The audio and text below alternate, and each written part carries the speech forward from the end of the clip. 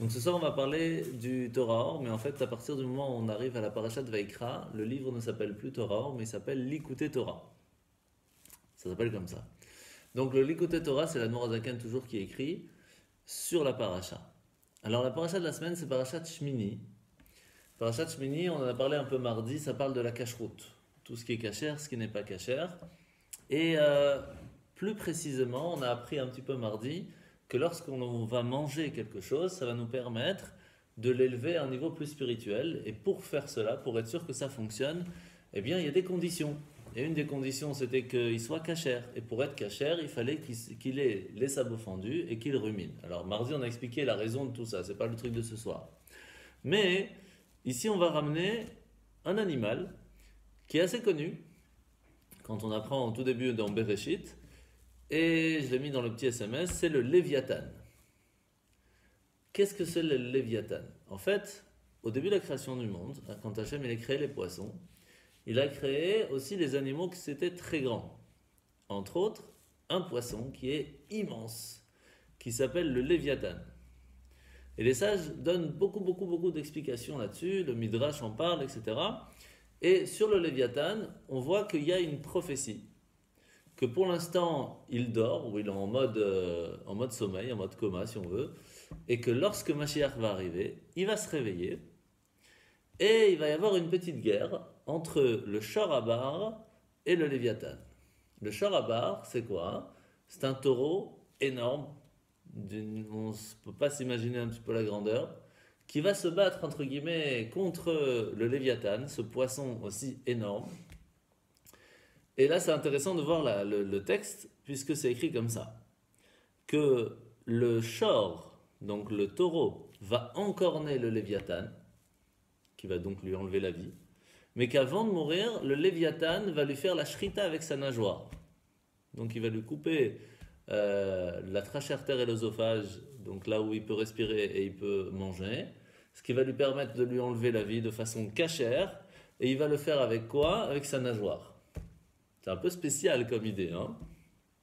Et qu'est-ce qu'on va faire avec tout ça? Alors sur ça, il y a plusieurs avis. Bon, je ne rentre pas trop dans le détail. En tout cas, ce qu'on sait, c'est que toute cette nourriture va permettre aux tzadikim de manger au moment où Mashiach va venir et qu'à ce moment-là, il y aura énormément de monde et que tout le monde va revivre, etc. Cette nourriture va être servie aux tzadikim et qu'on dit que même la peau du Léviathan servira à faire une grande souka. Enfin, il y a plein d'explications dessus. Mais là n'est pas la question ici maintenant. Ce qui est intéressant, c'est que on voit pas mal de questions par rapport à cette histoire. La première question qu'on voit, c'est que généralement, pour qu'une shrita, donc l'abattage rituel d'un animal se fasse, il faut que le couteau soit cachère. Il y a énormément de lois pour que le couteau soit cachère, entre autres qu'il n'y ait pas de guimote. Guima, ça veut dire qu'il n'y ait pas de pic. Il faut qu'il soit lisse à 100%. Sauf qu'on sait très bien qu'une nageoire, c'est pas lisse. C'est pas tout droit, ça tourne, c'est rond, c'est truc. Donc il y a plein de questions. Comment c'est possible que la shrita de la nageoire pourrait être cachère? C'est un poisson, de toute façon. Ah ouais, Mais non, c'est pour tuer le taureau. le taureau, ouais. En plus, c'est pas un humain qui va faire ça, va se faire tout seul. Donc il y a plein de questions. Alors sur le fait que le poisson va mourir par l'encornement, ça on n'a pas tellement de problème. Parce qu'un poisson, comme à partir du moment où il sort de l'eau, bah, s'il meurt, il meurt, on s'en fout un peu, entre guillemets, un petit peu comment. À partir du moment où la vie est enlevée, on peut le manger. Mais pour le taureau, c'est problématique, puisqu'il faut que la shrita soit faite d'une certaine façon. Et on voit que la réponse qui est marquée, c'est que c'est spécial. Quand Mashiach va venir, cette shrita, spécialement, précisément, que celle-là sera permise par Dieu, pour une raison qu'on n'a pas encore aujourd'hui, mais que c'est comme ça que cela se fera. Comme ça, c'est marqué. Alors, on va essayer de comprendre un petit peu de quoi ça parle. Est-ce que c'est imagé? On va essayer de comprendre un petit peu tout ça. Alors, au premier chapitre de Parashat Shmini, le Likutei Torah, la Nourazakan vient nous ramener une chose très importante à savoir. C'est qu'il y a deux sortes de tzadikim. Il y a les tzadikim cachés. Alors, quand on dit cachés, il y a plusieurs façons de cacher. Les cachés classiques qu'on a l'habitude de parler, c'est les 36 tzadikim cachés, qu'eux sont dans le monde quelque part, et que c'est grâce à eux que le monde tient, parce que grâce à leur prière, ça permet de faire que le monde, il peut pas chaud de tenir. Alors ça, c'est la façon racontée, entre guillemets, pour les enfants, pour nous, pour essayer de comprendre de quoi ça parle, cette tzadikim. Mais aujourd'hui, on va essayer de comprendre un petit peu quel est leur travail véritablement sur Terre, pourquoi ils sont précisément sur Terre, et pourtant, ils vont faire un travail différent. Et vous allez voir que ça a un grand rapport avec le Léviathan et le Sharabar dans quelques instants. Alors, d'abord, qui est, quand on parle un peu de tous les rabbis, qui est appelé un tzaddik caché? Alors, quand on dit caché, c'est pas obligatoirement caché qu'on ne les connaît pas. Par exemple, on a Rabbi Shimon Bar Yochai. Rabbi Shimon Bar Yochai qui était donc le tzaddik, un des tzaddikim extraordinaires qui a écrit le Zohar, une grande partie de la Kabbale, des choses cachées extraordinaires. Et tout ça, il l'a fait où et comment? Lorsqu'il était dans la grotte, donc il n'était pas vraiment dans le monde, il est resté 13 ans là-bas avec son fils, il mangeait pas grand-chose que du caroube et il buvait un peu d'eau, et pourtant il a réussi à donner et à montrer des choses extraordinaires dans le monde. Et une des questions qu'on pose tout de suite lorsqu'on parle, enfin, pas souvent les gens posent cette question, mais vous allez voir qu'elle est logique. Une des questions classiques qu'on pourrait poser, c'est que normalement, un juif doit faire toutes les mitzvot. Encore plus si c'est un tzaddik, un rabbi. Comment il a fait, Rabbi Shimon Bar Yochai, pour faire le kiddush le Shabbat, s'il n'avait pas de vin? Il n'avait même pas de pain, il mangeait que des caroubes. Et vous allez me dire qu'à Pessah, il n'a pas mangé de matzah. Il n'a pas mangé de matzah à Pessah. Encore qu'il n'ait pas mangé des bénis à Hanouka, c'est pas la fin du monde. Mais il n'a pas mangé de matzah à Pessah, vous imaginez? Il n'a pas mangé de tomaillot le vendredi soir. Comment il a fait? Donc, il y a des mitzvot vraiment qui sont compliquées, qu'on se pose la question comment il a fait. Et arrivé la fête de Sukkot, il n'a pas fait la mitzvah du loulav? Il n'y avait pas de hétrog. Il n'a pas fait la mitzvah du loulav? C'est une grande question. En fait, il faut savoir que quel est le but du fait qu'on va faire la mitzvah du loulav, qu'on va manger la matzah, etc., etc. Le but de tout ça, c'est d'amener une certaine lumière dans le monde qui va permettre d'illuminer la suite de l'année pour pouvoir réussir à faire que l'année soit complète et qu'on puisse vivre de la meilleure façon. Une personne qui rate la possibilité d'amener une certaine lumière, sa chambre, sa vie, entre guillemets, son âme, a un manque de lumière qui est difficile à rattraper. Alors des fois oui, des fois non, ça c'est une autre question, comment on peut rattraper. Mais en tout cas, il y a un manque de lumière. Est-ce qu'on peut vraiment dire sur Rabbi Shimon Bar Yochai, qui était un tzaddik inimaginable, qu'il avait un manque de lumière, lui qui a écrit toutes ces parties cachées de la Torah? Impossible. En fait, on peut amener ces lumières de deux façons. Ou grâce à une action physique, ou grâce à des formules kabbalistiques. Et lui, comme il était un tzaddik énorme, extraordinaire, sa façon de servir Dieu et d'amener ses lumières dans le monde, il les a faites, mais de façon différente. Donc pas avec des actions physiques, en mangeant la matzah ou en faisant comme ça avec le loulav, etc., mais avec des formules kabbalistiques, avec des études kabbalistiques, qui a réussi à faire le même travail. À savoir que quand on étudie le Tanya dans les petits mots de Torah, on apprend tous les jours, encore ce matin, qu'une personne qui va ne faire que penser à mettre les téphilines et qui va même penser les plus grandes pensées kabbalistiques ne va pas réussir à faire ce que l'action même de mettre les téphilines peut faire. Même chose d'une personne qui va faire la prière mais qui ne va pas sortir les mots de la bouche, ça ne vaut rien. Pourquoi? Même s'il a les plus grandes pensées kabbalistiques, parce qu'il faut faire l'action. Pourquoi? Et comment ça se fait que Rabbi Shimon n'a pas eu ce besoin? C'est ça qu'on va essayer de comprendre. En fait, il faut savoir qu'il y a deux façons, et deux personnes dans ce monde qui va permettre de faire que le monde puisse exister et le faire raffiner. Nous, on n'est pas encore, on espère peut-être arriver un jour au niveau de Rabbi Shimon Bar Yochai. Du tout. Alors du tout. Mais par contre, on a un petit peu le même travail à faire, mais complètement différent. Qu'est-ce que ça veut dire? En fait, le but de chaque mitzvah, de chaque commandement, c'est d'amener une certaine lumière dans le monde. Pourquoi? Pour le raffiner, pour y mettre une lumière là où il y avait l'obscurité. Le travail d'un tzaddik qu'on appelle caché, on va essayer d'expliquer ce que ça veut dire le mot caché. Le travail du tzaddik caché n'est pas d'y amener une lumière, mais de faire tenir l'existence même du monde. C'est pour cela que quand on parle des 36 tzaddikim cachés, on dit c'est grâce à eux que le monde tient. Vous vous rappelez qu'on a les Pirkei Avot, dans le premier chapitre, on voit une contradiction qui en fait n'en est pas une. Au tout début de la troisième Mishnah, on dit, Shimon HaTzadik nous dit que le monde tient sur trois choses, la Torah, la prière et les bonnes actions. Et à la fin du chapitre, un autre rabbi vient nous dire, sur trois choses le monde existe, sur la paix, sur le jugement et sur la vérité. Alors il faut savoir sur quoi ça tient. En fait, le mot tenir et le mot exister, c'est deux choses bien distinctes. De la même façon ici, le travail qu'une personne dans ce monde a à faire n'est pas le même que ces tzadikim cachés. Notre travail en tant qu'humain, en tant que juif, c'est de prendre la matérialité, prendre l'obscurité qui se trouve dans le monde et le raffiner, y mettre une certaine lumière, mais le travail de ces tzadikim est différent. Alors on va essayer de comprendre c'est quoi leur travail. On a compris en deux mots que ça veut dire faire tenir le monde, mais comment, qu'est-ce que ça veut dire?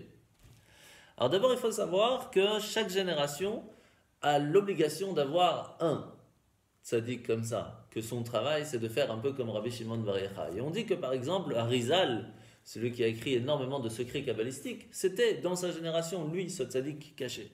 Il y avait aussi le Baal Shem Tov qui était le tzaddik qui permettait de faire que le monde pouvait tenir, et etc., etc. Dans chaque génération il y en a. Mais il y a d'autres tzaddikim, beaucoup d'autres, qui eux vont réussir à faire ce travail-là dans le monde de façon dévoilée. Ça ne veut pas dire qu'ils sont spécialement dévoilés aux yeux des autres. C'est que leur travail, c'est dans ce monde dévoilé. C'est ça encore la nuance entre caché et dévoilé, ne veut pas spécialement dire aux yeux des autres. On parle dans le travail à faire dans le monde. Et généralement, un caché est plus caché qu'un dévoilé, puisqu'automatiquement il fait des choses plus matérielles. Un tzaddik dévoilé va plus travailler à prendre les choses matérielles et à les transformer. À la différence d'un tzaddik qui va travailler avec des choses cachées, c'est plus des choses qu'il va faire avec des formules kabbalistiques, il va moins être attaché à ce monde matériel. C'est pas évident à comprendre, mais vous avez déjà la première notion. Alors par exemple, on sait que lorsque arrive le jour de fête, encore plus si on est à Simchat Torah, on a la mitzvah de Vesamarta bechagecha. Il faut être joyeux. Il faut être content, il faut danser. Danser, c'est en soi un acte physique. Donc automatiquement, on parle ici d'un acte, d'un tzaddik dévoilé, de quelqu'un qui va prendre ses pieds, sa jambe, son corps, et va danser, et par cet acte physique, va réussir à amener dans ce monde, par un acte physique, une lumière spirituelle. Ça, c'est un acte dévoilé. Lorsque une personne va s'asseoir, va commencer à réfléchir, toutes les formules kabbalistiques possibles, pour comprendre c'est quoi la joie que a Hachem le jour de la fête, ça, il n'y a pas de sortie extérieure de la personne, c'est plutôt une chose qui est bien plus cachée, et elle va réussir à amener la même lumière de joie qu'Hachem a ce jour de fête, mais de façon tout à fait cachée, pas dévoilée aux autres. À la différence d'une personne qui va danser. Et pourtant, la même lumière peut venir ou monter. Et c'est ça la grande différence qui va se faire en premier lieu. Maintenant, qu'est-ce qui se passe lorsqu'on allait au temple, quand il y avait les fêtes? On devait y amener un sacrifice, donc on amenait de la viande. De la même façon, lorsqu'on est aujourd'hui, il y a une phrase dans le Talmud qui est assez connue, En simcha ela bebasar v'yain. Il n'y a pas de vraie joie s'il n'y a pas de viande et de vin. Ça veut dire qu'il faut manger de la viande et boire du vin pour être joyeux. En tout cas, c'est la façon littérale de traduire. La même chose que le jour de fête, comme on a expliqué à Pessah, la mitzvah, c'est de manger de la matzah.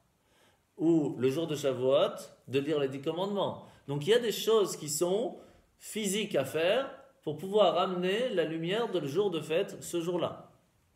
Souka, Lulav, comme on a expliqué. Et donc on a, grâce à ça, la possibilité de faire exister le monde, de donner un but au monde, et aussi et surtout de raffiner, d'élever le monde à un autre niveau. Maintenant, étant donné que nous, on est des gens qui sont totalement limités, automatiquement on a besoin de travailler dans le monde limité pour raffiner ce monde limité et l'amener à un niveau plus grand.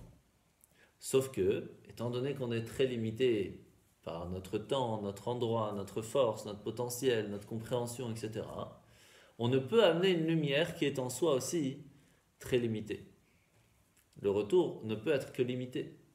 Alors, on a un cadeau de temps en temps, comme on a déjà appris dans le Torah, or qu'il y a un cadeau de temps en temps par rapport à si vraiment on donne tout notre maximum, etc., d'avoir un retour qui peut être sans limite d'Hachem qui va nous renvoyer, etc. C'est plus rare. Mais généralement, la récompense ou la lumière qu'on va réussir à attirer ne sera qu'en rapport avec notre action. Même si Hachem il est gentil, il va quand même donner un peu plus, etc. Mais ça reste toujours en rapport à notre action. À la différence de ces tzadikim qui sont cachés, qui eux vivent d'un niveau qui sont séparés du monde. Ils vivent dans ce monde mais séparés du monde. Vous savez, c'est des gens qui, quand on leur parle des choses, ils sont complètement hors taxe par rapport à ce qui se passe autour d'eux. Ils sont vraiment complètement dans la spiritualité. Ces gens-là, étant donné qu'ils sont attachés à Hachem d'un niveau complètement différent, ils arrivent à amener une lumière d'un niveau aussi complètement différent. Ce qui fait que cette lumière qu'eux vont réussir à amener, elle est plus forte. Est-ce qu'elle est meilleure ou pas? Ça, c'est la question qu'on va essayer de comprendre. Parce qu'en fin de compte, on ne voit pas qu'il y a tellement de tzadikim cachés dans le monde. La généralité du monde n'est pas cachée, elle est plutôt dévoilée. Donc on va voir qu'est-ce qui est le mieux, qu'est-ce qu'on a besoin, est-ce qu'on a besoin des deux, on va voir. Alors d'abord, comment s'appellent ces tzadikim dans le Zohar? Dans le Zohar, ces tzadikim s'appellent les Nunei Yoma. Alors il faut savoir, je ne sais pas si vous avez vu dans le Sefer Torah, il y a un moment où on met une sorte de parenthèse et on met un Nun à l'envers comme ça, et au milieu c'est écrit Vahi bin Soharon Vayomer Moshe, quand on ouvre l'arche. Et ce Nun, il y a plein d'explications pourquoi il est à l'envers, etc. Mais la généralité de ce Nun, c'est que le Nun, c'est le poisson. En araméen, Nun, c'est poisson. Alors ici, on parle le Nunei Yoma, les poissons de Yoma. Ici, on parle de Yam, pas du jour, pas Yamim. Yam, c'est la mer. Les poissons dans l'eau. Ah. Quelqu'un est là. Le Nunei de Yoma, c'est donc des poissons dans l'eau. Pourquoi? Il y a plein d'explications par rapport à ça, je ne vous en donnais qu'une ou deux, et qui va permettre de vous donner la compréhension de pourquoi on appelle ces tzadikim qui sont cachés les poissons dans l'eau. La première base, c'est que l'eau englobe complètement le poisson. Et la deuxième chose, c'est que le poisson ne peut vivre que dans l'eau. Même s'il sort un petit moment, il est obligé de revenir pour pouvoir vivre. Parce qu'il ne se sent pas vivre autre que dans l'eau.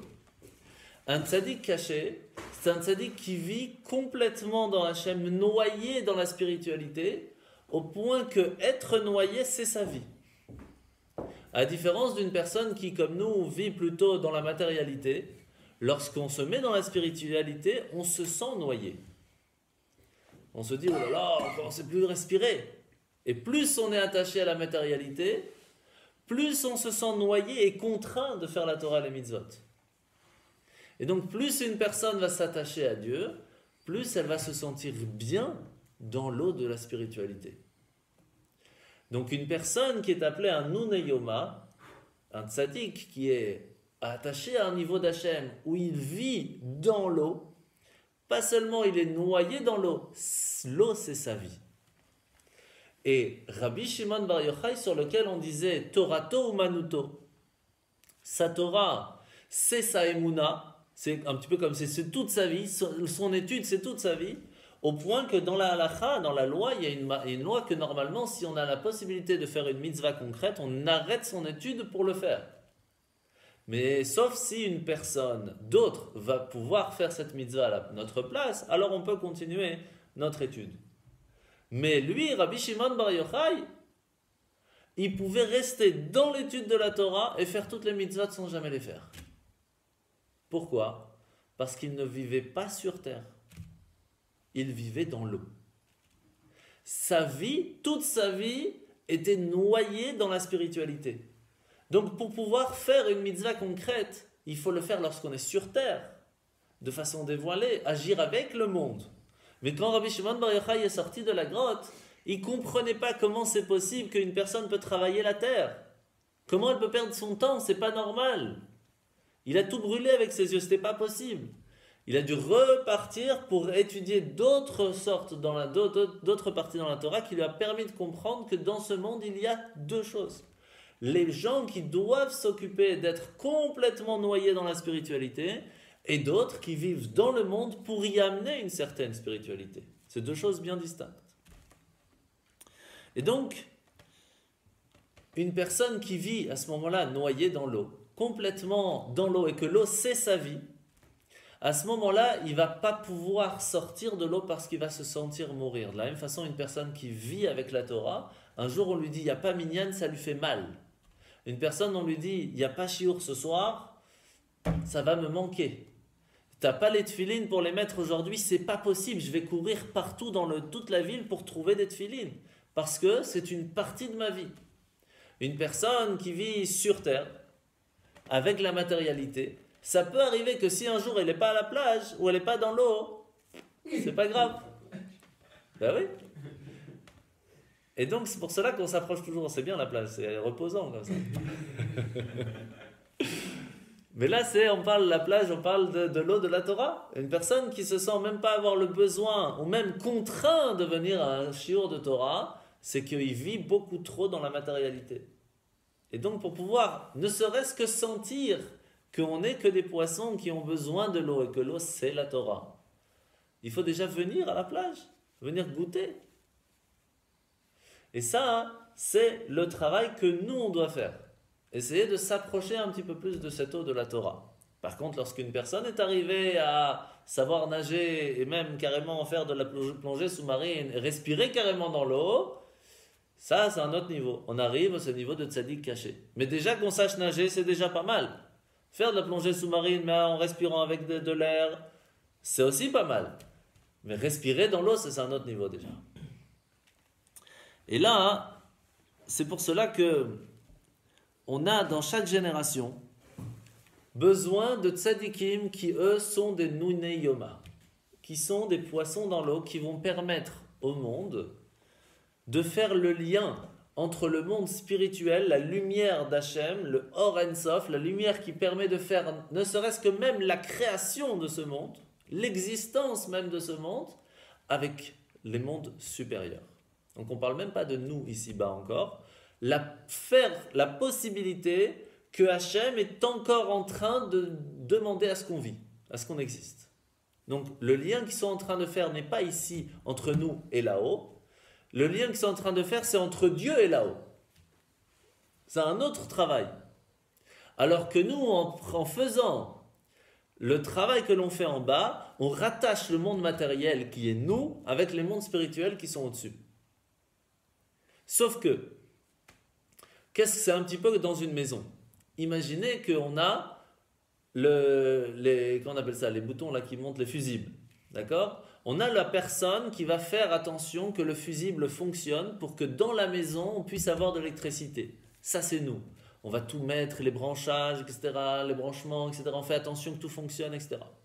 Et on fait attention que le fusible est toujours là-haut pour que l'électricité passe dans la maison. Sauf que s'il n'y a personne au central électrique, elle éteint le fusible, c'est dans toute la ville qu'il n'y a plus d'électricité. Même si on a bien mis les fusibles dans la maison, ça ne sert à servir à rien. Nous, on est en train de faire les fusibles de ce monde-ci. Lorsqu'on prend le monde et qu'on en fait une spiritualité, on fait attention qu'il y ait la spiritualité soit attachée avec la matérialité. On fait les fusibles de la maison. Mais qui s'occupe que Hachem n'éteint pas l'électricité générale du monde? Le fait même que le monde existe. Ça, ce sont ces tzadikim-là. Eux, leur travail, c'est de faire attention que les branchements qui se trouvent dans le ciel, qui permettent de faire qu'Hachem envoie sa vitalité pour qu'on puisse ne serait-ce qu'exister, ça, c'est eux qui s'en occupent. Donc, on comprend totalement le travail qu'eux ont à faire. Maintenant, et c'est pour cela que, comme on a dit, que le monde tient sur ces tzadikim parce qu'il ne peut exister, ne peut tenir que s'ils sont présents. Maintenant, on va ramener une phrase qui est écrite dans Choulin à la page 127. C'est une page de Gemara super intéressante. Je t'invite à la découvrir, elle est vraiment superbe. C'est écrit une phrase, je vais en donner qu'une phrase parce que sinon on va rester toute la nuit. C'est écrit comme ça: tout ce qui se trouve sur terre se trouve aussi dans la mer. Après, il y a une phrase qui continue, sauf la choulda. Sur ça, il y a toute une histoire. La choulda, est-ce que c'est une souris, est-ce que c'est une taupe? En fin de compte, on dit c'est une taupe, mais même taupe, c'est pas. Je rentre pas dans le détail, sinon on en a. C'est pour ça que je vous dis, on a toute la soirée pour parler de cette question, sauf cet animal-là. Mais en tout cas, tout ce qui se trouve sur terre se trouve dans la mer et inversement. Donc, sauf un d'un côté et l'autre de l'autre. Et donc, on voit bien que, en fait, tout ce qui se trouve sur terre, ça veut dire tout ce qui se trouve de façon dévoilée, se trouve aussi dans la mer, ce qui veut dire qui se trouve de façon cachée, et inversement aussi. Ce qui veut dire de la même façon qu'on a des grandes tzadikim qui vont s'occuper dans la mer, dans la partie cachée de la Torah, qui vont faire le lien entre les mondes supérieurs avec Dieu. Il y aura aussi des tzadikim qui se trouvent sur terre, qui eux vont s'occuper de faire le lien entre le monde inférieur avec les mondes supérieurs. Ça, c'est la base de la compréhension de cette phrase. Sauf que, on ne peut pas dire qu'on peut se dire, on ne peut pas se dire cette phrase que ça suffit d'avoir qu'un des deux. C'est pas possible. On ne peut pas dire que ça nous suffirait d'avoir que le tzaddik qui s'occupe des choses spirituelles, ou ça nous suffirait d'avoir que ceux qui s'occupent des choses matérielles. Parce que s'il n'y en a qu'un des deux, l'électricité ne passe pas. Et le monde ne peut pas exister. De la même façon, c'est comme si quelqu'un dit, en Israël, ça nous suffirait d'avoir que les tzahal, que l'armée physique, et on n'a pas besoin de ceux qui étudient. Ou d'autres qui vont vous dire, non, ça nous suffit simplement ceux qui étudient, sans spécialement avoir l'armée physique. Mais on a besoin des deux. Les deux sont complémentaires. C'est exactement la même chose. On a besoin de ceux qui vont faire le lien entre Hachem et nous, on a besoin de ceux qui sont sur le terrain. Tout simplement. La différence, elle est dans le travail de l'attachement qu'on va faire entre nous et Dieu. Maintenant, il faut savoir, ça on a expliqué comment eux fonctionnent. Maintenant on va essayer de comprendre comment nous on fonctionne, en tout cas comment les tzadikim de ce monde fonctionnent. Et on sait qu'on est tous des tzadikim, puisque c'est écrit V'am chakulam tzadikim, tout le peuple est un peuple de tzadik. Et ça veut dire quoi cette phrase? Il y a énormément d'explications, on va ramener une des explications.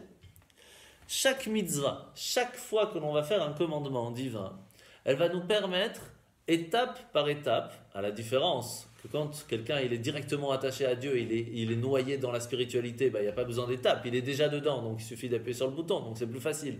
Mais lorsqu'on est déjà loin, on a besoin de faire plus de branchements, on est au-dessus de la mer, donc on n'est pas dans la mer.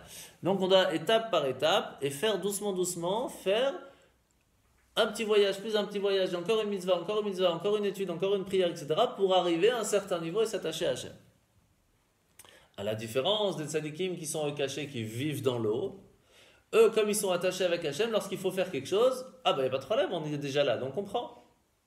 C'est comme l'histoire de Trump qui invite Bibi à la Maison Blanche. Il lui dit, Bibi il rentre, il dit, je voudrais parler au bon Dieu, est-ce que tu as le téléphone rouge? Donc il dit, pas de problème, vas-y. Il commence à parler, 2-3 minutes, il dit, ça va te coûter $10 000. Il dit, oh, c'est cher quand même ici, hein? Et Trump, il arrive en Israël, il arrive là-bas, il dit, Bibi, je peux passer un coup de fil au bon Dieu? Il dit, pas de problème, il reste 20 minutes, comme ça, il lui fait, ça te coûte 3 shekels. Il dit, Makara, c'est tout? Il dit, ben oui, ici on est en national, ça coûte moins cher. C'est la même chose. Quand quelqu'un il est en national, ça veut dire qu'il vit avec Hachem. Quand il a besoin de prendre quelque chose, c'est facile, il est à côté, il vit avec Hachem. Donc toutes les lumières sont autour de lui. On a besoin de telle lumière, pas de problème, tiens, vas-y, prends mon grand. Là, c'est pour ça qu'un tzaddik, lorsqu'il fait une bénédiction, étant donné qu'il se trouve à côté d'Hachem, il a besoin d'une santé, tiens, elle est là la santé, prends. Tu veux un peu d'argent, tiens, elle est là l'argent, prends. Tu veux aussi, il n'y a pas de problème pour lui, il vit avec tout ça. Mais nous, comme on est bien loin de tout ça, automatiquement, lorsqu'on fait une bénédiction, on doit monter par étape pour essayer d'attraper ne serait-ce qu'un petit peu de ce qu'on peut réussir à avoir. Donc c'est un autre monde. Et c'est pour cela que Rabbi Shimon Bar Yochai était Torato Umanuto, ça veut dire qu'il vivait tellement avec les lumières autour de lui, il vivait dans la lumière d'Hachem, que pour pouvoir amener la lumière de la matzah, la lumière du lulav, la lumière du etrog, etc., il prenait, il faisait tchik-tchak, pour lui ce n'était pas un problème, il vivait avec. Maintenant, vous vous rappelez qu'on a parlé de l'histoire du Léviathan et du Shor, du taureau. Le Léviathan, ce poisson, c'est celui qui est dans la mer. C'est le tzaddik comme Rabbi Shimon Bar Yochai qui vit avec Hachem. Il vit, il est dans la mer, il vit, il n'est pas noyé, il vit dedans. Et sa nageoire, elle sert à quoi au poisson? D'avancer. Elle peut aller d'un bout à l'autre du monde grâce à la nageoire. Et le Léviathan est tellement grand qu'il peut faire comme ça, il a fait le tour du monde. Donc c'est facile. Donc la nageoire, celle qui va permettre d'évoluer, d'avancer, de prendre des choses et d'arriver à une autre étape, et il le fait en un seul coup, puisqu'il est déjà dans l'eau, c'est elle qui va venir faire la shrita au Sharabar. Alors qu'est-ce que ça veut dire? Pour l'instant, vous avez déjà une bonne notion de ce que ça veut dire, mais vous allez comprendre tout de suite. En fait,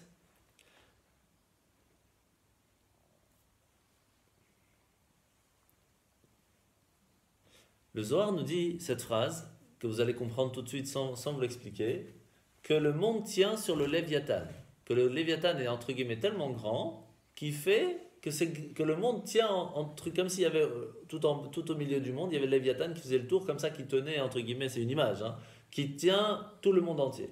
En fait, c'est pas ça. C'est que le monde tient sur les tzadikim qui ressemblent au Léviathan.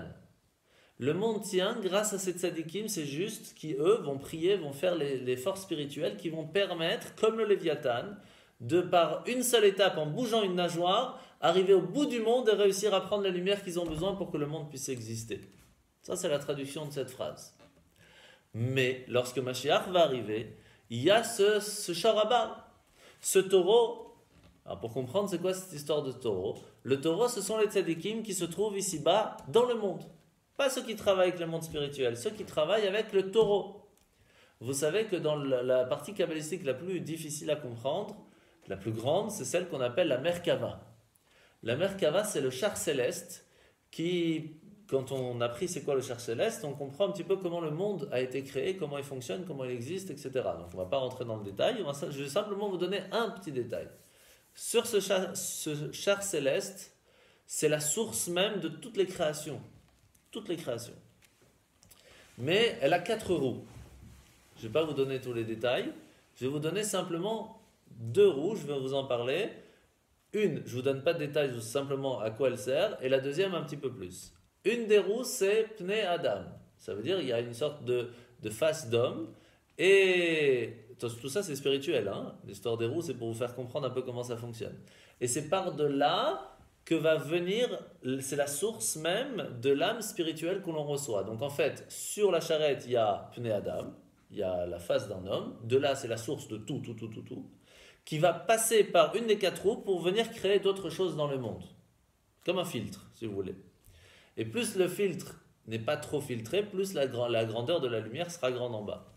Une des roues, c'est Pnei Adam, ça veut dire qu'elle passe par l'homme, et c'est là notre âme spirituelle qui arrive en nous. Sauf qu'on a une autre âme. On a l'âme animale. Et tous les animaux sur Terre viennent aussi créés par cette même source. Mais pas de Pnei Adam, pas de la face de cet homme, par Pnei Shor. La roue qui s'appelle la face d'un taureau. Pourquoi? Parce que c'est plus animal ici. On a la volonté de s'attacher à la matérialité. On a envie d'être ancré dans la matérialité. On veut manger, on veut dormir, on veut s'amuser, on veut profiter, etc. Cette partie-là n'est pas spécialement mauvaise. La preuve, c'est qu'elle vient d'où? De sources extrêmement grandes spirituellement parlant. Donc elle n'est pas mauvaise. Elle est même très bien. Sauf que, arrivée ici-bas dans le monde, elle est mélangée avec d'autres choses qui pourraient ne pas être bien. Au point qu'elle peut tomber tellement basse, elle peut arriver dans un animal carrément pas cachère. Et là, il n'y a rien à faire. C'est foutu. Par contre, on peut arriver à un niveau, que ce soit dans un animal qui est, comme la paracha nous le dit, tahor, pur. À la différence d'un animal pas cachère qui est appelé pas pur. Mais, qu'est-ce que ça veut dire pur? Est-ce que ça veut dire cachère? Non. Ça veut dire qu'il a le potentiel d'être cachère. Il a la possibilité à un certain moment d'être élevé spirituellement. Et comment faire? Alors on a appris, quand on prend un taureau et qu'on veut le rendre cachère, il faut premièrement faire la shrita, lui enlever la vie d'une certaine façon qu'il ne va pas souffrir. Lorsqu'on a fait ça, qu'on vérifie qu'en plus de cela, il est en bonne santé, alors on peut lui enlever le sang, et lorsque le sang est enlevé, sans rentrer dans le détail comment, avec le sel, etc., après tout ça, l'animal, la viande est cachère, et on peut l'élever en faisant la bénédiction. Donc ça en fait des choses. Et encore, même quand on fait la bénédiction, il faut avoir une certaine pensée, etc. Bon. Mais en tout cas, on peut réussir à élever cet animal qu'après certaines étapes. Pas comme ça, tchic-tchac. À la différence du poisson, qui n'a pas besoin de shrita. On le prend, à partir du moment où il n'a plus de vie, on le mange, on fait la bracha, Shalom à Israël. Comment ça se fait? Encore une fois, on arrive à la même chose. Étant donné que le poisson vit dans l'eau, il est complètement attaché à la spiritualité. Il n'y a pas besoin de toutes ces étapes pour le rendre cachère. Il suffit d'attendre qu'il n'ait plus de vie, parce que c'est interdit de manger vivant. On fait la bénédiction, juste un coup de nageoire, et c'est bon, on a fait le travail. À la différence de la viande qui, elle, vit sur terre, et que nous, on vit sur terre, on a besoin de faire plusieurs étapes avant de réussir à s'élever, à se raffiner. Le Shorabar, donc ce taureau-là spécial, il a ce travail de tzaddik, de nous, qu'on va devoir étape par étape se raffiner pour réussir à amener un certain lien entre nous et le monde supérieur pour pouvoir exister. Donc c'est un autre travail. Et la question, elle est, pourquoi est-ce qu'on appelle ça Shor Abar? Bar, en fait, quand on le traduit, Shor c'est taureau. Bar, ça vient du mot Zach, qui veut dire pur. En fait, on va essayer de purifier le monde à faire qu'il soit plus spirituel. Le Shor Abar, c'est le taureau, c'est la personne qui a réussi à être purifiée, prêt à être donné à Dieu. Comme par exemple, lorsque quelqu'un voulait offrir un sacrifice à Hachem, qu'est-ce qu'il faisait? Il prenait un taureau, une vache, une chèvre, etc. Et il vérifiait d'abord qu'il était parfait. À ce moment qu'il était parfait, on pouvait le donner à Dieu. Un Shor Abar, c'est quoi? C'est lorsqu'une personne, un tzaddik, il a réussi à se raffiner au point qu'il peut arriver à s'attacher à Dieu. Le Shor Abar ici, on parle de toutes les forces, des mitzvot, des commandements qu'on a réussi à faire dans ce monde pour pouvoir raffiner le monde. Au moment de Mashiach, on va pouvoir arriver avec ce Shor Abar, ce grand taureau pur, entre guillemets, cette force qu'on a réussi à faire pendant toutes ces années, et arriver devant le Léviathan et lui dire, nous on a fait notre job. Toi, tu as fait ton job, Baruch Hashem. Les deux, ils ont fait leur job. Le Léviathan, il a fait le job de faire que le monde puisse exister dans les mondes supérieurs. Le Shor Abar, le taureau pur, il a réussi à faire son travail, que le monde puisse exister, qu'il a fait son travail, son but dans ce monde. Mais les deux à Mashiach vont se battre. Alors, qu'est-ce qui va se passer? Mais le taureau, normalement, il est caché. Pardon? Le taureau, il est caché. Il est caché, bien sûr. Oui. Oui, c'est ce qu'on explique. Et comment tu dis Léviathan en français? Le Léviathan, en traduction littérale, c'est baleine, mais c'est pas la baleine ici. On parle du Léviathan. Non, Léviathan, baleine, c'est dans l'hébreu moderne. Dans la Torah, c'est pas baleine. Mais ça y ressemble. Ça y ressemble. Alors, vous savez, comme on a expliqué tout à l'heure, En simcha ela bebassar. Il n'y a pas de joie s'il n'y a pas de viande. Est-ce que vous pensez vraiment que Hachem il nous dit avec cette phrase qu'il faut vraiment se remplir la panse pour être Bessimcha, et que c'est ça qu'Hachem il attend de nous le jour de Yom Tov? Vas-y, prends de la viande, éclate-toi, tu vas être joyeux. Vous pensez vraiment que c'est ça qu'Hachem il nous dit le jour de fête? C'est un moment spirituel, qu'on doit aller au temple, qu'on doit prier, qu'on doit s'attacher spirituellement, les lumières qu'on amène. Le jour de Rosh Hashanah, on va manger de la viande, c'est ça tout le kiff? Impossible. C'est quoi, de quelle viande on parle ici? On parle, il faut que cette viande, elle soit cachère, shritée, comme il le faut pour pouvoir être mangée, l'Echem Yom Tov, pour Hachem. Et la preuve, elle est que au temps du temple, ou même encore aujourd'hui, quand on fait la tfila, quand on fait la prière, on dit Veismechu becha. On est joyeux en toi, dans la viande. Mais non, on parle de Dieu.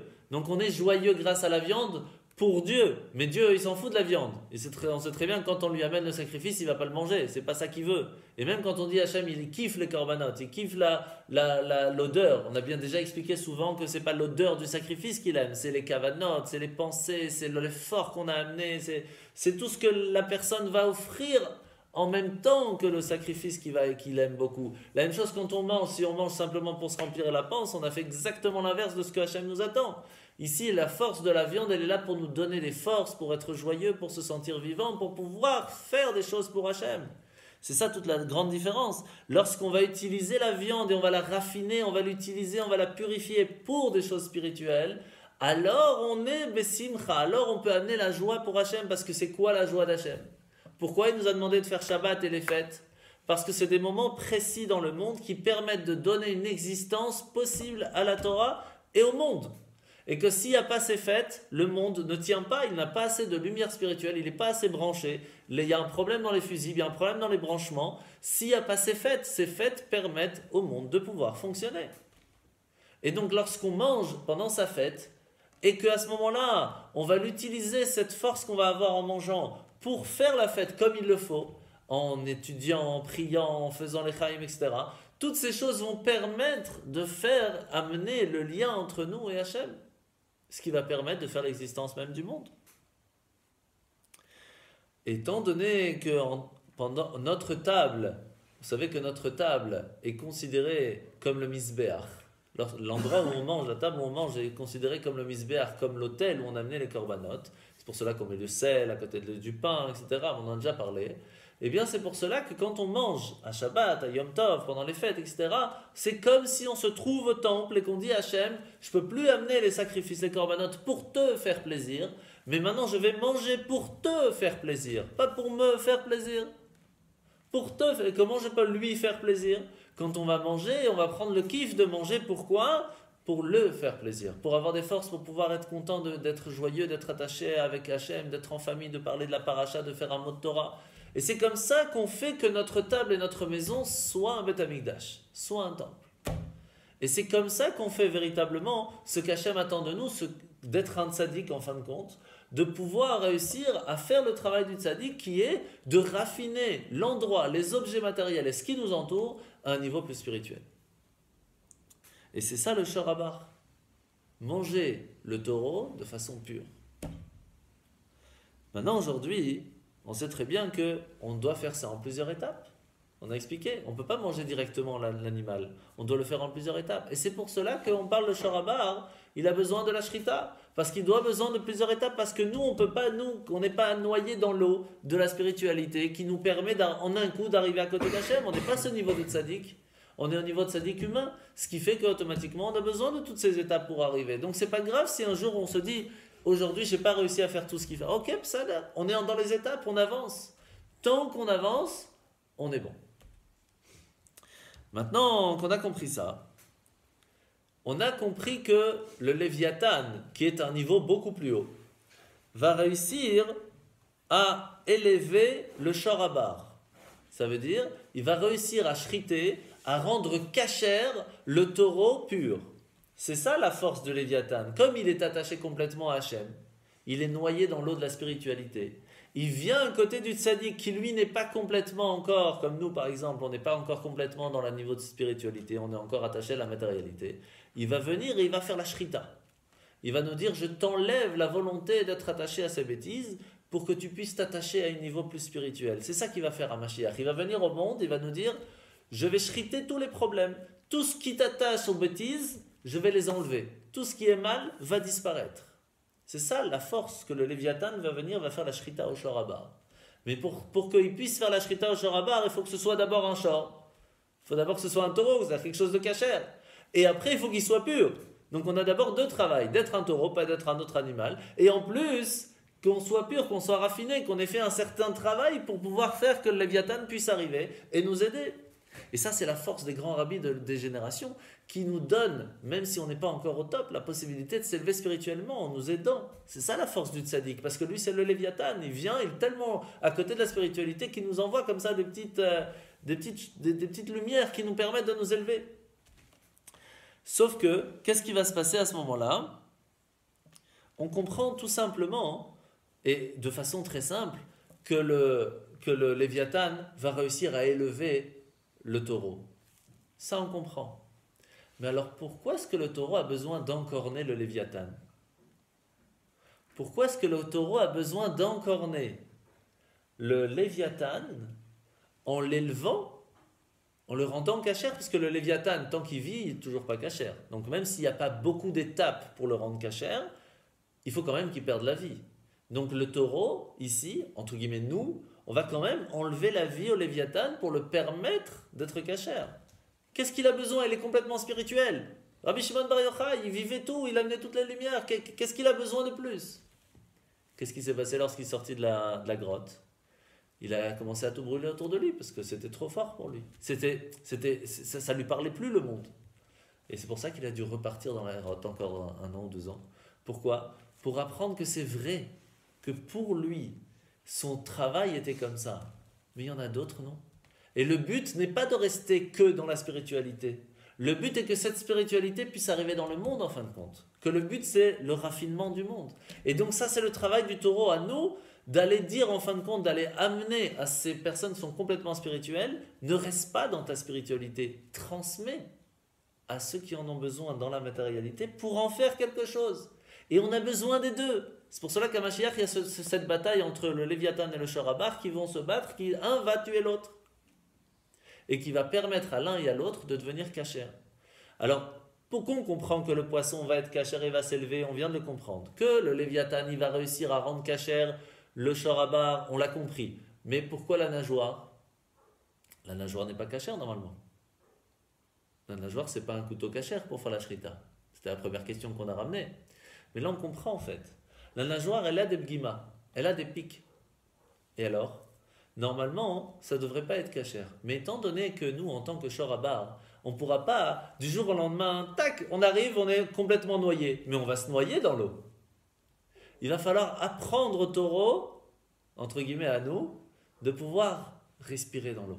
Et ça va se faire en plusieurs étapes. C'est pour cela qu'il y a première étape shrita, on arrive dans le premier echal. Dans le Zohar, il y a echal à Ratzon, echal... Il y a plusieurs niveaux, c'est difficile à expliquer c'est quoi ces niveaux. Mais en tout cas, il y a premier niveau, puis en deuxième niveau plus. Et lorsqu'on va arriver à que le taureau lui-même soit et puisse rester dans l'eau, entre guillemets, c'est une image bien sûr, et pouvoir respirer dans l'eau, pour pouvoir être complètement séparé de la matérialité et vivre complètement dans la spiritualité. Et ça va prendre du temps. C'est pour ça que ça va se faire en étapes. Et c'est pour cela que les nageoires n'est pas un couteau lisse. Parce qu'il y a besoin de ces étapes. Maintenant qu'on a compris ça, on va essayer de comprendre la dernière chose et on va finir avec ça. Comment est-ce que le taureau va enlever la vie au Léviathan? Grâce à sa corne. Keren.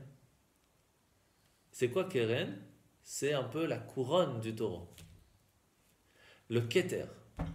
En fait, la couronne du peuple juif, les grandes tzadikim qui eux vont travailler à fond pour raffiner les parties les plus matérielles de ce monde, pour pouvoir les amener à un niveau plus spirituel, c'est eux qui vont venir avec en main les mitzvot de tout le peuple en disant au Léviathan, sache que je vais te donner, je vais mettre en toi toutes ces mitzvot et tu vas les élever à un niveau plus haut.